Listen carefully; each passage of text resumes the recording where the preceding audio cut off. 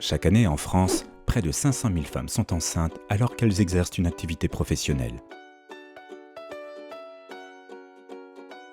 Dans la fonction publique, comme dans beaucoup d'autres contextes professionnels, la grossesse ne représente pas une contrainte pour travailler.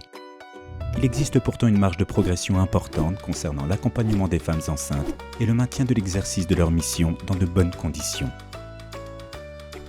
La parole a parfois besoin de se libérer, car trop souvent encore, les femmes ont concrètement du mal à mener de front leur maternité et leur carrière. Pourquoi observe-t-on tant de crainte et de culpabilité chez les collaboratrices à l'idée d'avoir un enfant et d'annoncer leur grossesse ? Pourquoi la maternité engendre-t-elle encore autant d'inégalités dans la carrière des femmes ? Et comment éviter que cet événement de la vie soit parfois perçu comme problématique dans un service ?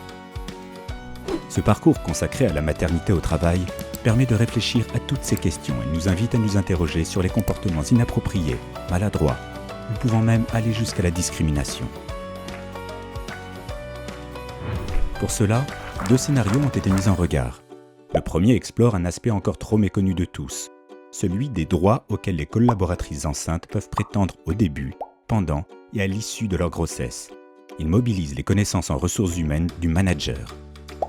Le second présente la voie d'accompagnement managérial moderne, à l'écoute des bouleversements psychologiques des femmes enceintes et plus généralement des événements personnels heureux ou douloureux qui ont des impacts sur la vie professionnelle.